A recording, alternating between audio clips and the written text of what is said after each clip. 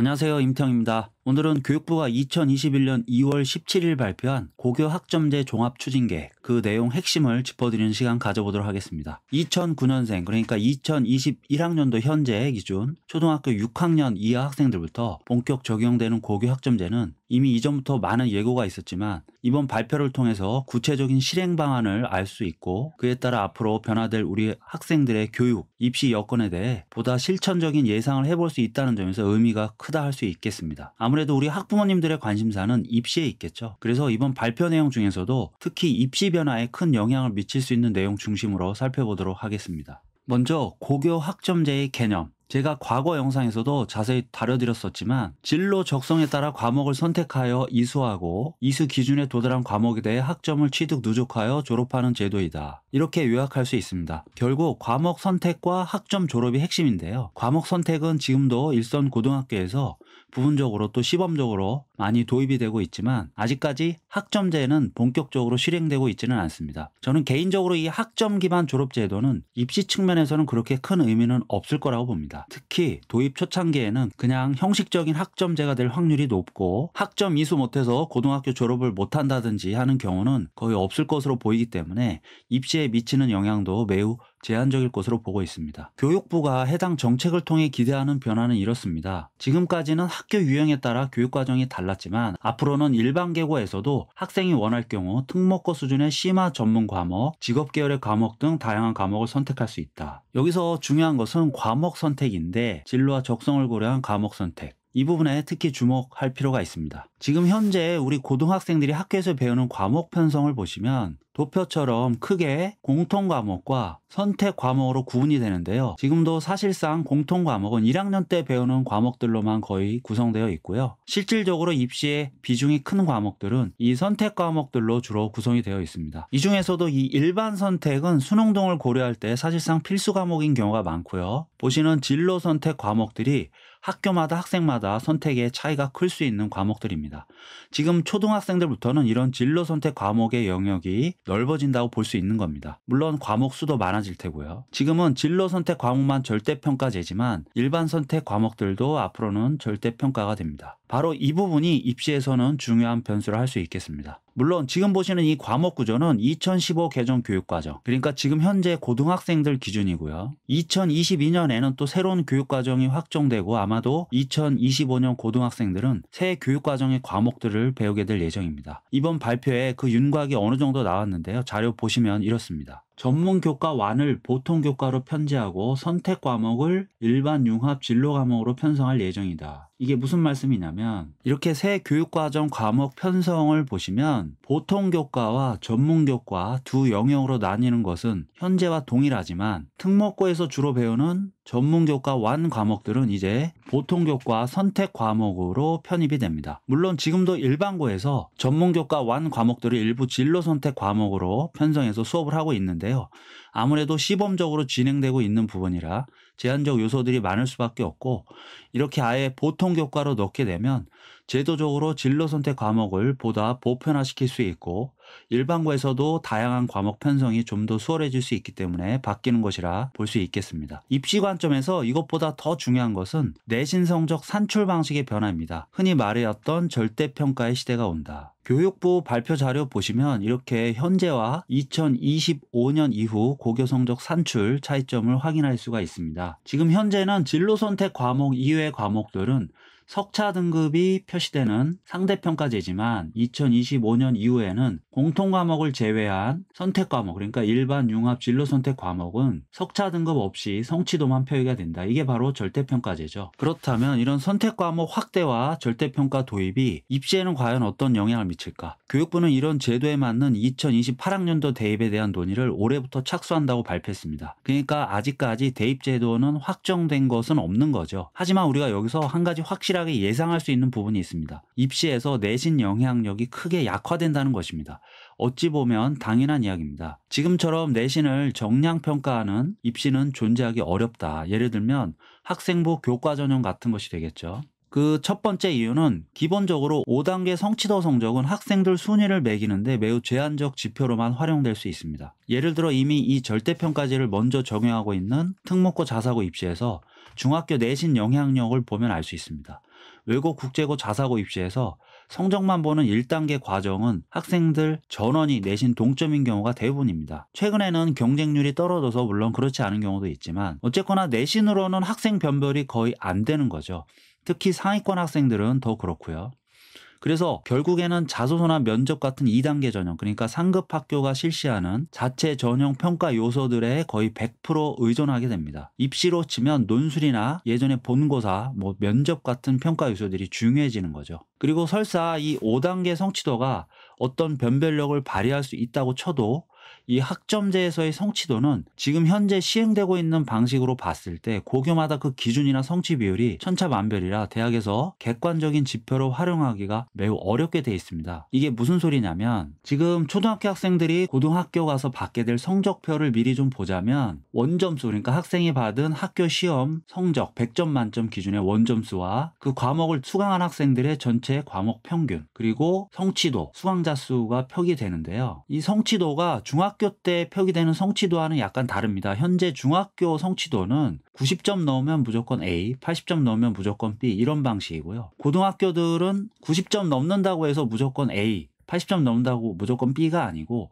학교마다 A, B, C, D 기준이 조금 다릅니다. 그리고 여기 성취도별 학생 비율도 표기가 되는데 이 비율도 학교마다 크게 다른 수치로 나타납니다. 그래서 석차 등급이 없는 경우에 대학들이 이렇게 고교마다 전부 그 기준이 다른 성적 지표를 갖고 과연 어떻게 평가에 활용할 수 있을지 고민이 될 수밖에 없는데, 실제로 지금 고3 학생들이 치르게 될 2022학년도 대입부터 진로 선택 과목이 성취도로 표기가 되고 그 성취도는 이거보다 더 변별력이 없습니다. A, B, C 세 단계로만 표기가 되는데 해당 성적을 평가하는 방식이 대학들마다 천차만별입니다. 아예 성취도 과목을 평가하지 않는 학교들도 있고요. 그리고 성취도 과목 중에서 A가 몇 개인가 이런 식으로만 평가하는 학교들도 있고, 성취도 말고 성취 비율이나 과목 평균이나 다양한 지표들을 종합적으로 평가하는 학교들도 있습니다. 어쨌거나 대학들의 이런 고민들은 결국 내신 정량 평가만으로 학생을 뽑는 입시는 힘을 뺄 수밖에 없다. 이건 거의 확실해 보이는 것 같습니다. 설사 내신으로만 뽑는 입시가 존재하더라도 지금처럼 주요 과목 중심이라기보다는 전공 관련 선택 과목 중심이 될 확률이 높겠습니다. 비록 1학년 과목들은 여전히 상대평가로 남아있지만, 그리고 그것 때문에 1학년 내신이 매우 중요해질 거라고 전망하시는 분들도 많지만, 대학 입장에서는 1학년 성적만 갖고 학생들을 정량적으로 판단하기는 굉장히 부담스러울 수밖에 없겠죠. 그럼 학생부 종합전형은 어떨까요? 그러니까 내신을 정성평가하고 학교생활기록부 전반을 평가하는 입시죠. 결론적으로 지금과 다른 모습일 수는 있어도 계속 유지될 수밖에 없다. 왜냐하면 이번 교육부 발표 자료를 보면 이런 내용이 있습니다. 대학 입학사정관 대상 교육과정 연수 및 안내, 정성평가, 역량 제고 등 대학의 고교 교육과정 이해도 제고 지원한다. 이게 무슨 얘기냐면 지금처럼 대학들이 입학사정관을 활용한 입시를 제대로 운영할 수 있도록 국가에서 지원해주겠다. 이런 의미로 이해하시면 되겠습니다. 여기 적혀있는 고교교육 기여대학 지원 사업이 바로 그런 내용입니다. 그렇다면 지금 현재 학종 같은 경우에 자소서도 폐지 예정이고 비교과도 축소되고 있는 상황인데, 거기에 고교 학점제로 내신까지 절대평가가 된다면 학종은 과연 어떻게 운영될 수 있을까요? 이 부분은 아직 정해진 바는 없습니다. 그리고 그동안도 그랬듯이 앞으로 여론 향방에 따라 처음 정책 의도와 달리 전혀 새로운 방식의 입시가 만들어질 수도 있습니다. 여기 보시는 것처럼 올해부터 미래형 수능이나 대입 방향 논의를 착수한다고 하니까 아직 아무도 그 결과를 현재 알 수는 없습니다. 그런데 여기서도 한 가지 확실한 부분이 있습니다. 그게 뭐냐면 학종을 준비하면서 자신의 진로 분야에 최적화된 공부나 활동을 열심히 한 학생들이 지금보다 입시에서 더 유리해질 수밖에 없다는 겁니다. 왜냐하면 이번 고교 학점제 관련 발표 자료를 유심히 보면 유독 눈에 많이 띄는 것이 바로 이 진로 역량이기 때문입니다. 아까도 보여드렸지만 이 학점제의 정의에서부터 진로적성에 따른 과목 선택을 이렇게 강조하고 있고요. 그리고 이렇게 화면에서처럼 큰 변화가 예고돼 있는 창의적 체험 활동에서도 진로 탐구 활동을 새롭게 도입한다고 되어 있습니다. 지금도 창의적 체험 활동에 이렇게 진로 활동이 있긴 하지만 탐구형 자율 활동과 통합해서 진로 관련 프로젝트 학습 활동 등을 지원한다고 되어 있습니다. 바뀌는 창체활동 체계를 보시면 크게 진로 활동과 동아리 자치 활동으로 양분되는 것을 볼 수 있고요. 현재 이른바 자동봉진 활동이 진로 탐구 활동 중심으로 재편된다고 해도 과언이 아니겠습니다. 결국 고교 학점제를 입시 관점에서 요약하자면 내신 중심의 정량적 평가는 어느 정도 약화될 수밖에 없고 진로 학습이나 진로 활동 중심의 정성 평가는 강화될 확률이 높다, 이렇게 정리될 수 있겠습니다. 그럼 지금 현재 초등학생들이 치르게 될 대입은 언제 결정이 되느냐? 도표 보시면 2024년, 그러니까 2009년생 초등학교 6학년 학생들이 중3이 되는 시기에 발표될 예정이다. 아직 3년이 남았기 때문에 그 사이에 다른 변수가 등장할 수도 있고 또 정권이 바뀔 수도 있기 때문에 정확한 예측은 어렵지만 결국에는 지금 학점제나 절대평가제를 시행하고 있는 해외 사례들에 기반한 정책 초안이 수립될 확률이 높다고 보겠습니다. 예전 영상에서도 제가 보여드린 바 있지만 지금 현재 우리나라 수시 전형이 미국의 입학사정관제에 뿌리를 두고 있다면 고교 학점제 이후에는 핀란드나 싱가포르처럼 학교 활동을 포함하는 내신, 수능, 또 면접 같은 대학별 고사 등을 조합하는 방식의 입시가 유력하다. 물론 현재 입시도 그렇게 돌아가는 면이 있지만 내신이 바뀌고 또 수능도 서술형 등으로 바뀔 확률이 높기 때문에 그 변화에 따른 새로운 입시 조합이 생길 수도 있겠습니다. 예를 들어 대학들은 변별력이 떨어지게 될 내신 점수보다는 학생의 학습이나 활동 역량을 보다 입체적으로 평가할 수 있는 면접 같은 자체 고사를 강화할 수 있고요. 또 수능 비중을 늘릴 수도 있습니다. 그리고 수시와 정시가 통합된다는 이야기도 그전부터 자주 나왔었기 때문에 이게 통합이 되면 아무래도 교육정책 당국은 수능보다는 공교육 활성화 차원에서라도 학교생활 평가 중심의 학생 선발을 대학에 강조할 확률이 높습니다. 또는 해외 사례처럼 수능을 자격 시험화하고 대학별로 자율적으로 학생을 선발하는 입시가 등장할 수도 있겠습니다. 그런데 어떤 입시가 되더라도 결국에는 학교생활 기록부가 중심이 될 확률이 높고요. 만약에 그렇게 돌아가지 않는다면 고교 학점제는 무력화될 수도 있기 때문에 지금의 교육부 발표가 큰 모순에 부딪힐 수밖에 없습니다. 결론적으로 고교 학점제 로드맵 전반을 보면 앞서 말씀드린 진로 중심의 활동과 학습이 중요해질 수밖에 없다. 따라서 현재 초등학교 학생들은 중고등학교 때 적어도 지금의 선배들처럼 국영수 주요 과목 중심의 내신이나 수능 점수 따기 공부보다는 그런 기초 역량은 물론 어느 정도 필요하겠지만 더 나아가서 자신의 진로 방향을 찾기 위해 노력하고 그에 맞는 자신만의 공부 영역이나